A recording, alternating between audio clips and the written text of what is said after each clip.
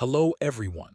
Welcome back to the channel. Before you get too far into this great tale from the past, please like the video and leave a comment saying what time you are watching this video and where you are tuning in from. Please subscribe. Now settle in. The year was 1850, a time when the very soil of California seemed to shimmer with possibility.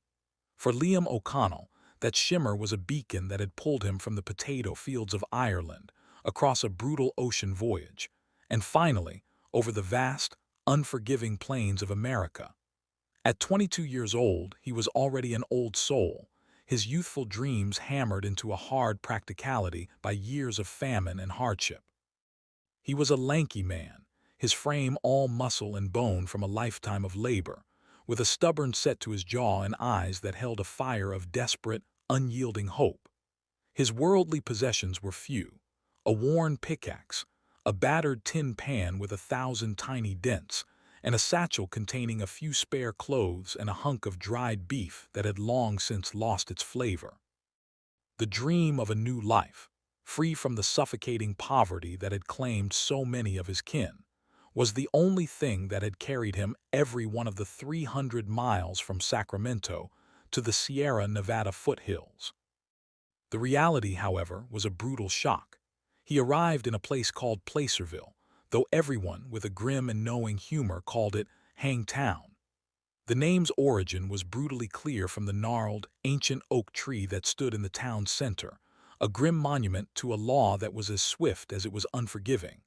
The town was less a settlement and more a chaotic encampment, a sprawling riot of mud and makeshift canvas tents. A cacophony of languages filled the air: Irish brogue mixed with Spanish, Chinese, and the rough-hewn English of men from every corner of the world. Men with sun-baked skin and calloused hands jostled for space, their eyes holding either the frantic fever of gold lust or the quiet, bone-deep resignation of defeat. The rivers were choked with silt, and every promising creek had been staked and staked a dozen times over, the ground pocked with holes like a battlefield.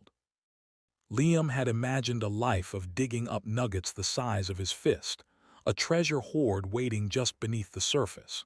Instead, the reality was backbreaking work for the faintest trace of dust, often not even enough to buy a proper meal. For 6 months he toiled. Each day was a punishing cycle: wake before dawn, walk to a meager claim, and spend the day bending over the rushing water, his back aching and his hands bleeding from the cold and the endless scrubbing of the pan. The small flakes of gold he found were a meager pittance, just enough to keep him from starving, but not enough to justify the endless toil.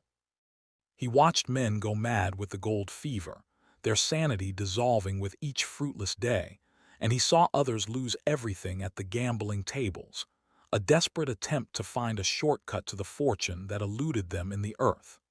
He was beginning to fear he would become one of them, a ghost of a man haunted by the dream that had brought him here, his spirit worn thin by the crushing weight of failure.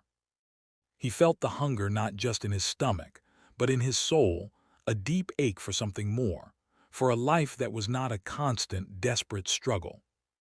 It was in this crucible of despair that he first saw her. She stood out in the swirling chaos of the town, not for any grand beauty, but for her quiet, unshakable purpose. Her name was Elara Vance, and she had a certain grace about her, a stillness that seemed to cut through the frantic energy of Hangtown. She had come from Boston with her father, a skilled carpenter named Thomas who had hoped to make a fortune building the very town that was swallowing Liam whole. While her father built saloons and hastily constructed shacks, Elara ran a small laundry service out of a sturdy canvas tent. Unlike the other tents, hers was a model of meticulous order, its front flap meticulously tied back with a piece of twine, a symbol of her controlled, deliberate nature. In a town where everything was stained with mud and desperation, Elara's presence was one of cleanliness and order. She was always busy, her sleeves rolled up to reveal forearms red from scrubbing, her brown hair pulled back in a neat, severe bun that refused to be ruffled by the wind. From a rope strung between two tall pines, a line of freshly washed shirts, impossibly white against the gray sky, hung flapping like flags of defiance. Liam, desperate for a change of luck, and with his last clean shirt a distant memory, had stumbled into her camp with a bag of filthy clothes. "How much for these?" he asked, his voice rough from dust and disuse. She looked at him with clear, steady blue eyes that seemed to take in not just the dirty clothes but the defeat in his posture. "$1 for the lot," she said, her voice soft but firm, a hint of her Boston accent still present. "Ready in 3 days." He nodded, too tired to argue. When he returned, the shirts were not just clean, they were miraculously restored. A small, frayed patch of cloth, a piece of his own life mended, had been expertly stitched over a tear in one of the sleeves. It was a detail he hadn't even noticed. "You fixed it," he said, surprised. "A good shirt is hard to come by out here," she replied, not looking up from her work, a needle flashing in her hands as she mended a pair of trousers. No sense in letting it fall apart. It was a small act of kindness, a tiny gesture of care in a land that offered none, but to Liam it felt like a lifeline. He started bringing her his laundry regularly, more to see her and her father than for the clothes themselves. He learned that her father, Thomas, was a widower, and that Alara had been his partner in life and work since her mother's passing. She had a sharp, practical mind for business, a quick wit that surfaced in their brief conversations, and a quiet reserve of strength that seemed to know no end. She didn't seek gold. She sought stability, a life built on a solid foundation, not on the shifting, deceptive sands of a riverbed. She represented a different kind of life, one based on building and nurturing, rather than on the desperate, chaotic search for a fleeting fortune. The rainstorm came down in a deluge, turning Placerville into a sea of viscous, ankle-deep mud. The river swelled into a raging torrent, its brown waters washing away a dozen claims, including Liam's last, meager one.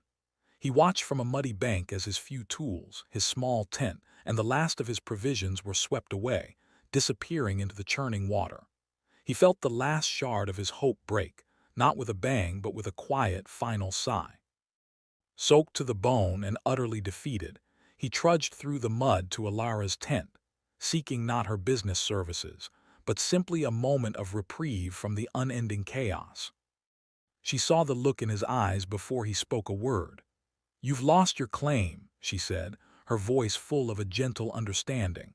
It wasn't a question but a statement of shared sorrow. He nodded, leaning against a post of her father's new wooden structure, too exhausted and disheartened to move.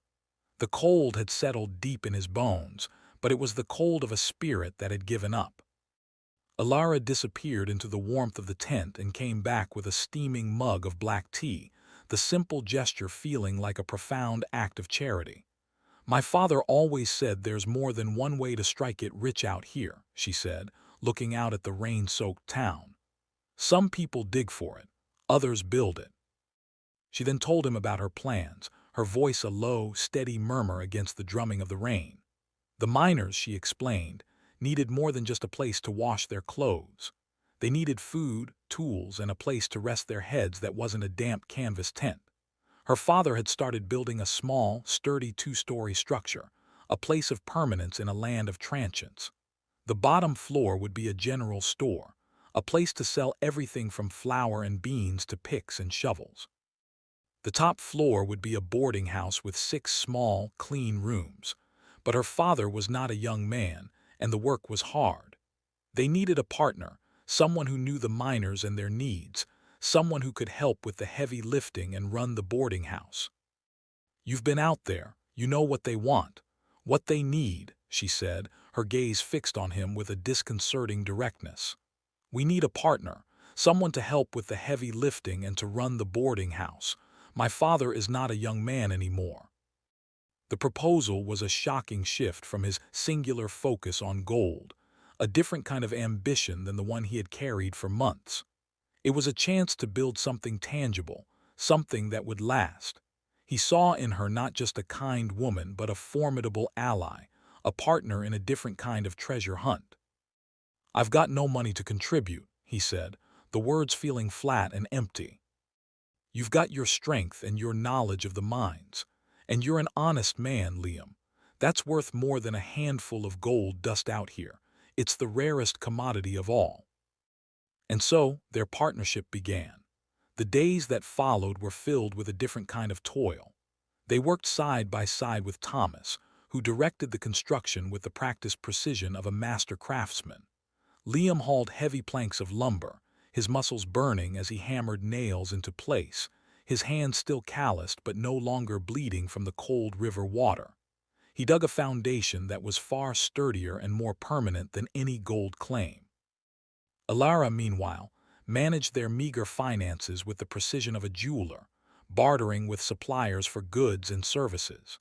She made a meticulous list of every item they needed for the store: flour, beans, coffee, lanterns, boots, tools, and Liam, with his easy way with people, quickly earned the trust of the miners who began to rely on their goods. The store, which they named the Golden Anchor, opened a few months later. It wasn't a grand establishment, but it was clean, well stowed. Thanks so much for watching. If you enjoyed this video, don't forget to hit that like button and subscribe for more. Drop a comment below. I'd love to hear your thoughts.